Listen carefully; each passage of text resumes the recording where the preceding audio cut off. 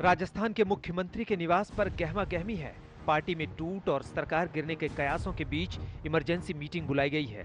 मंत्री और विधायक आ रहे हैं, सीएम से मिल रहे हैं, आगे की रणनीति पर चर्चा कर रहे हैं। फिर कांग्रेस पार्टी को एकजुट और सरकार को स्थिर बताने का दावा कर रहे हैं। बीजेपी की कोशिशें हैं, लेकिन सरकार रहेगी, मजबूत रहेगी और बीजेपी को मुंहतोड़ जवाब मिलेगा। कहा जा रहा है कि कुछ विधायक और मंत्रियों के फोन बंद हैं, वो नहीं मिल जो लोग, देखिए, फोन बंद होना कोई क्राइटेरिया नहीं है। कई बार फोन 2-3 फोन होते हैं, एक चालू होता है, एक बंद होता है, इसमें कोई बात नहीं है। दरअसल सूबे के सीएम और डिप्टी सीएम के बीच तनातनी चरम पर पहुंच गई है। खबरों की माने तो दोनों खेमा अब अपने आखिरी दांव आजमा रहे हैं। जब सचिन पायलट अपने खेमे के विधायकों को लेकर दिल्ली में डट गए और आलाकमान से मिलने का वक्त मांग लिया, तो गहलोत खेमे में हड़कंप मच गया। मुख्यमंत्री एक बार फिर से बीजेपी पर सरकार गिराने की कोशिशों का आरोप लगाने लगे। ये दुनिया जानती है, पूरा देश जानता है कि जब से बीजेपी सत्ता में आई है, तब से उन्होंने इस देश के इतिहास में काला अध्याय जोड़ दिया है। बात करें अरुणाचल प्रदेश की, 60 एमएलए थे कांग्रेस के, 60 मेरे 42 थे हमारे, सरकार वहां बीजेपी के बन गई। गोवा में, मणिपुर में सबको मालूम वहां पे क्या हुआ, और राजस्थान आपके सामने है। तो इनका इतिहास गवाह बन गया है कि ये लोग, डेमोक्रेसी में इनका यकीन नहीं है। और ट्रेडिंग करो, धन बल की कमी नहीं है बीजेपी के पास में।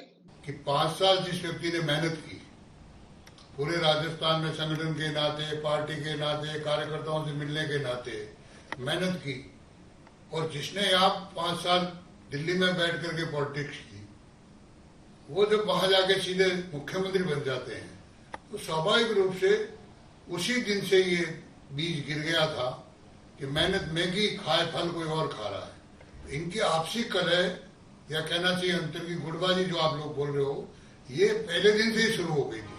डिप्टी सीएम सचिन पायलट बेहद नाराज बताए जा रहे हैं। नाराजगी राज्य के स्पेशल ऑपरेशन ग्रुप की उस नोटिस से है जो उन्हें भेजा गया है। एसओजी ने सरकार को अस्थिर करने की कवायद का केस दर्ज किया है और सचिन पायलट को पूछताछ के लिए बुलाया है। अब मुख्यमंत्री कह रहे हैं कि उन्हें भी बुलाया गया है। गहलोत ने ट्वीट किया, एसओजी को कांग्रेस विधायक दल ने बीजेपी नेताओं द्वारा खरीद फरोख्त की शिकायत की थी। उस संदर्भ में मुख्यमंत्री, उप मुख्यमंत्री, चीफ विप एवं अन्य कुछ मंत्री व विधायकों को सामान्य बयान देने के लिए नोटिस आए हैं। कांग्रेस एकजुट है, 5 साल पूरे करेगी, मजबूत है, कोई टेंशन नहीं, कोई चिंता नहीं, सब एकजुट है। एसओजी का बुलाए जाना सचिन पायलट की नाराजगी का तात्कालिक कारण हो सकता है, लेकिन हकीकत यही है कि सीएम और डिप्टी सीएम उसी दिन से जोर आजमाइश में लगे हैं जिस दिन दोनों ने कुर्सी संभाली थी। सूत्रों की माने तो सचिन पायलट का आरोप है कि गहलोत उन्हें नजरअंदाज करते हैं, उन्हें सरकार के फैसलों में अहमियत नहीं दी जाती है। पायलट के आरोपों पर गहलोत खेमा कहता है कि डिप्टी सीएम बीजेपी के संपर्क में है। बीजेपी का राष्ट्रीय नेतृत्व क्यों चुप बैठा है? वो बोले कि हमने एमपी में जो काम किया वो राजस्थान में हम करने नहीं जा रहे हैं। तो आपने माहौल तो राजनीति को बदनाम करने का, राजनीति में तोड़फोड़ का माहौल तो बीजेपी ने शुरू किया है, इसीलिए तो ये सारा का सारा झंझट क्रिएट हुआ है। इसलिए मैं इतना कह सकता हूं कि जो भी काम इस तरह से हो रहा है वो गलत है। कांग्रेस की अंदरूनी लड़ाई ने अब वरिष्ठ नेताओं को भी परेशान करना शुरू कर दिया है। मुझे अपनी पार्टी की फिक्र सता रही है। क्या हम तब जागेंगे जब घोड़े अस्तबल से भाग जाएंगे? हॉर्स ट्रेडिंग, बकरा ट्रेडिंग कहाँ चल रही है? अरे क्यों आपसे घर संभले नहीं, और आप जो है वो अपने ही जो साथी हैं उनको जो है वो मंडी का जो है वो हिस्सेदार, भागीदार बनाना चाहते हैं। ऐसा क्यों कर रहे हैं आप? देखिए, भारतीय जनता पार्टी राजनीतिक व्यवसाय की तरह से काम कर रही है, और ये भारतीय जनता पार्टी के डीएनए में है कि सत्ता हथियाओ, उसके लिए कुछ भी करना पड़े वो करो। मध्य प्रदेश में बीजेपी सरकार बनने के बाद अशोक गहलोत को लगातार अपनी सरकार की चिंता सता रही है और वो बीजेपी पर आरोप लगा रहे हैं। सिर्फ गहलोत नहीं, पूरी पार्टी को शक है कि बीजेपी विधायकों की खरीद फरोख्त की कोशिश कर रही है। अभिषेक मनु सिंघवी ने ट्वीट किया, आत्मनिर्भर बनो का नारा देने वाली पार्टी कब तक एमएलए तोड़कर सरकार बनाएगी?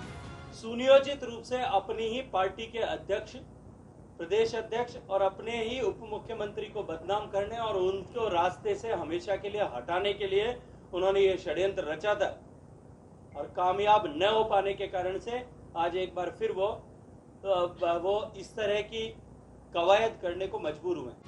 अब देखना होगा कि एक बार फिर अशोक गहलोत अपनी सरकार बचाने में कामयाब होते हैं या विरोधी खेमे का खेल कामयाब हो जाता है।